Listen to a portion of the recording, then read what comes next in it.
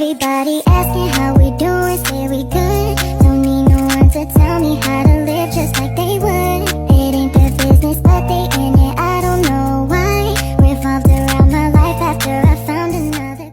Saudari-saudari yang terkasih dalam Tuhan, selamat sore untuk kita semua. Selamat sore.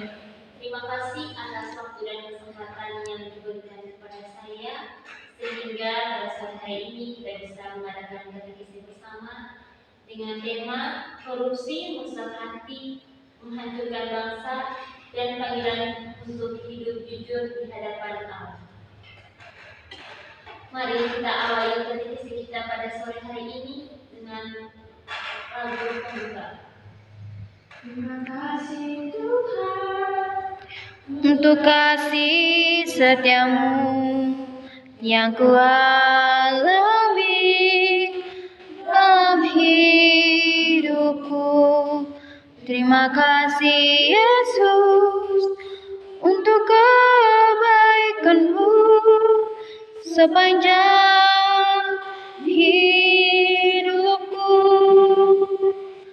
Terima kasih Yesusku buat anugerah yang Kau beri setiap hari ini.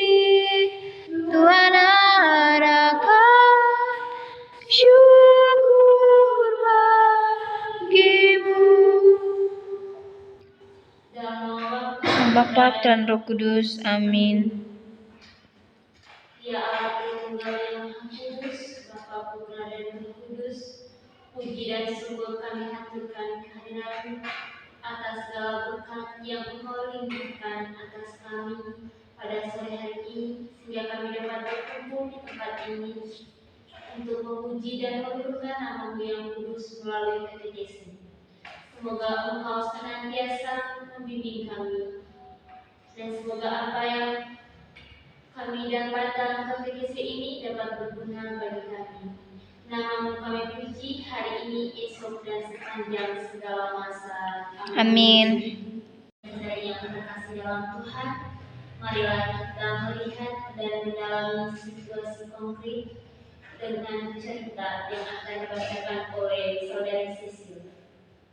Cahaya dibalikkan. Di sebuah kota kecil bernama Sentosa, hiduplah seorang pejabat daerah bernama Pak Ahmad. Di mata masyarakat, ia adalah sosok terhormat, pintar berbicara, murah senyum, dan sering hadir dalam kegiatan sosial. Namun di balik semua itu, hatinya mulai langsung oleh godaan kekuasaan.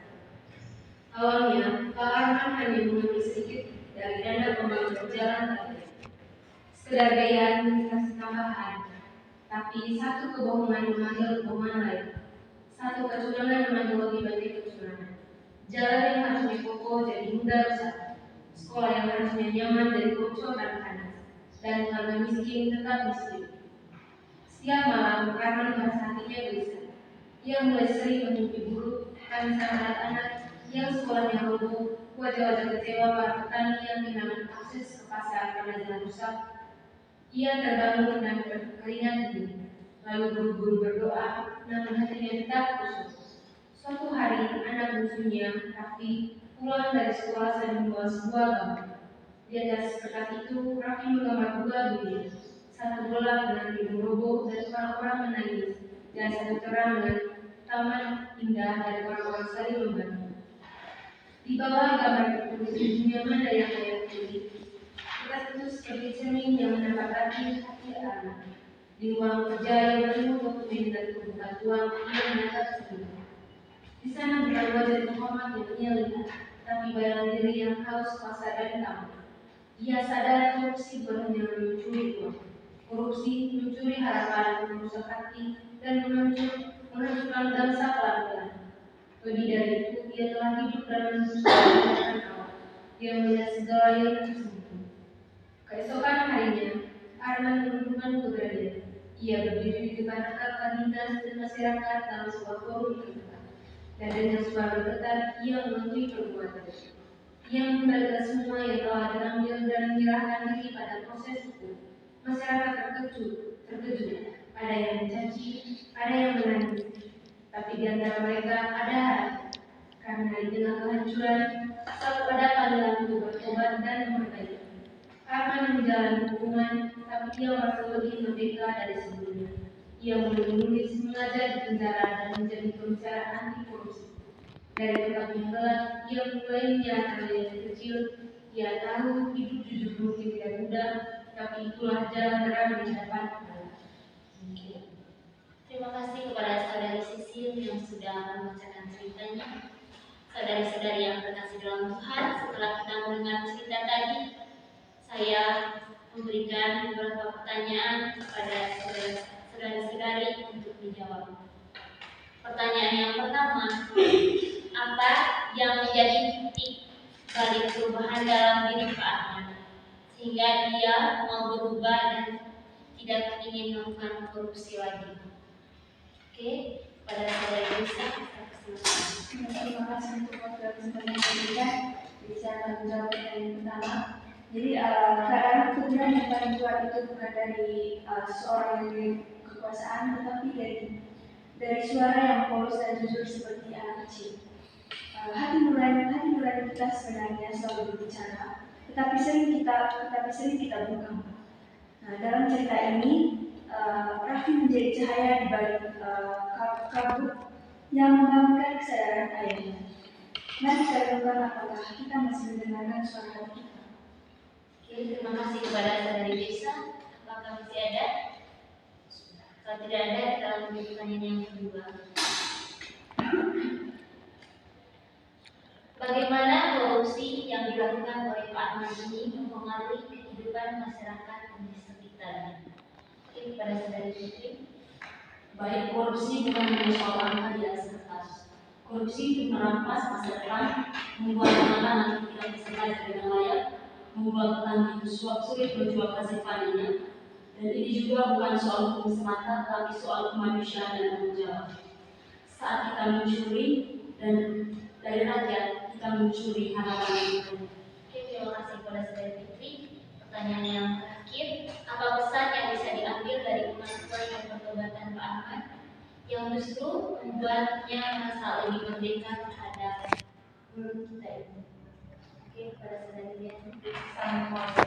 Awal yang adalah di mana Pak Arman memilih untuk jujur meski harus menanggung konsekuensinya. Ia memilih cahaya meski harus berjalan di balik gelap dulu. Inilah kebebasan sejati ketika hati tidak lagi terpenjara oleh kebohongan dan hidup mulai dijalani dengan kejujuran di hadapan Tuhan dan sesama. Oke, terima kasih kepada saudari Liani. Dari pertanyaan ini saya menyimpulkan bahwa dari kisah ini kita bisa belajar pertolongan itu datang dari orang-orang terdekat kita seperti dalam kisah ini, datang dari anaknya sendiri, dan juga kita harus bisa mempertanggungjawabkan perbuatan kita. Untuk memperdalam cerita tadi, mari kita mencoba inspirasi dari kitab suci, yaitu dari kitab Yesaya bab 1 ayat 23 sampai 31. Kepada saudara Lisa, silakan. Pembacaan dari kitab Yesaya. Hukuman atas Yerusalem. Para pemimpinmu adalah memberontak dan bersekongkol dengan pencuri. Semuanya suka menerima suap dan mengejar sombong. Mereka tidak membela hak-hak anak yatim dan perkara janda-janda tidak sampai kepada mereka. Sebab itu demikianlah firman Tuhan. Tuhan semesta alam yang maha kuat, Allah Israel. Awas, aku akan melampiaskan murkaku kepada para lawanmu dan melakukan pembalasan kepada para musuh. Aku akan berbalik melawanmu dengan tangan kanan. Aku akan menghentikan pedangmu dan akan menyingkirkan segala kotoran darimu. Aku akan mengembalikan para hakimmu seperti dahulu dan para penasihatmu seperti semula.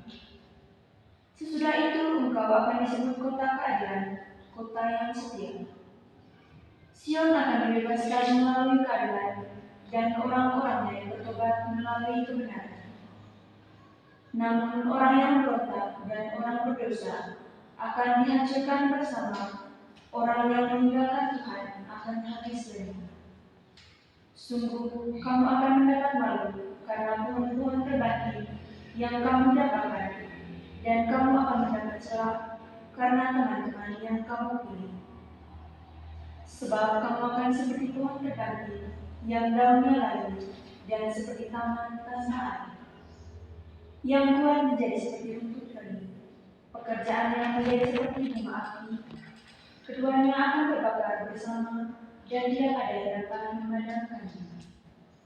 Demikianlah sabda Tuhan. Terpujilah. Terima kasih kepada saudara Risa yang sudah membacakan kitab suci.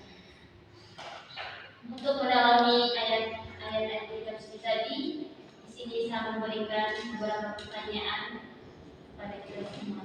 Pertanyaan yang pertama, apa makna yang terkandung dalam bacaan kitab Yesaya tadi yang saudari-saudari dapat tangkap? Oke, Maknanya itu, di mana dalam ayat ini Yesaya menyoroti kerusakan moral dan sosial para pemimpin Yerusalem. Mereka tidak lagi menjalankan keadilan, tapi justru bersekongkol dengan kejahatan dan mengabaikan kaum yang lemah, seperti anak yatim dan janda yang menurut hukum Taurat seharusnya dilindungi. Oke, terima kasih kepada saudara Riani. Kita lanjut ke pertanyaan yang kedua, apa pesan yang ingin disampaikan pada bacaan dari kitab Yesaya tadi? Pada saudara Fitri. Baik, pesan yang ingin disampaikan pada bacaan tadi yaitu bahwa Tuhan ingin memulihkan umatnya dari segala kejahatan agar mereka kembali hidup dalam keadilan dan kebenaran. Pertobatan adalah jalan menuju pemulihan. Bagi yang tetap memberontak akan ada hukuman, namun bagi yang bertobat, Tuhan menjadikan pemulihan yang diselamatkan. Intinya, Tuhan menghendaki umatnya hidup benar, adil dan setia kepadanya. Terima kasih kepada saudara Fitri. Pertanyaan yang terakhir, apakah ada pengalaman yang serupa dengan cerita dalam bacaan dari kitab Yesaya tadi? Boleh saudari? Silakan. Ini bukan pengalaman, tetapi kita ketahui semua bahwa kasus korupsi yang sangat terjadi sekarang itu kasus suami Sandra Dewi, yaitu Harvey Mois yang terseret dalam kasus korupsi. Dia itu melakukan korupsi sebanyak 300 triliun dan itu sangat merugikan negara. Bagaimana saya melihat bahwa dengan tema tematik kita pada hari ini, bahwa kasus korupsi itu merugikan negara, menghancurkan negeri ini. Terima kasih kepada saudara Sisil. Bisa menyimpulkan dari jawaban bahwa bacaan ini menegaskan bahwa Tuhan tidak tinggal diam melihat ketidakadilan seperti korupsi dan penyimpangan umatnya. Dia adalah Allah yang adil, yang rindu memulihkan hati kita agar kembali hidup dalam kebenaran dan kesetiaan. Setelah mendengarkan bacaan dari kitab suci tadi, di sini saya menawarkan aksi konkret atau rencana tindak lanjut yang bisa ditawarkan dari saudara-saudari sekalian. Oke, kepada saudara Sisil. Kalau dari saya itu melakukan sosialisasi terkait dengan kasus korupsi. Oke, terima kasih. Ada lagi? Oke, kalau tidak ada, berarti kita sepakati itu sebagai tindak lanjut atau aksi nyatanya. Dari kita kasih semua dengan aksi konkret ini menutup juga katekisi kita pada sore hari ini. Mari kita tutup katekisi kita pada sore hari ini dengan doa penutup. Ya Tuhan yang Maha Kudus, ajarilah kami untuk hidup jujur dan takut akan Engkau. Jauhkanlah kami dari godaan korupsi dan segala bentuk ketidakadilan. Jadikan hati kami bersih agar hidup kami memuliakan nama-Mu dan menjadi berkat bagi bangsa dan sesama. Nama-Mu yang kudus kita kami puji hari ini, esok dan sepanjang segala masa. Amin. Dengar dia panggil nama saya, Juga dia panggil namamu. Dengar dia panggil nama saya, juga dia panggil namamu. Oh giranglah, oh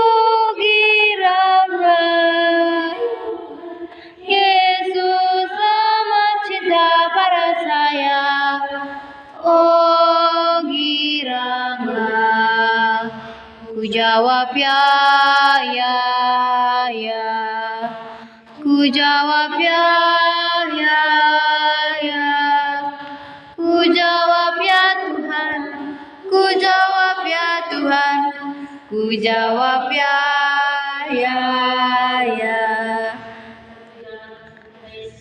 Sampai selama-lamanya, amin. Dalam nama Bapa, Putra, dan Roh Kudus, amin.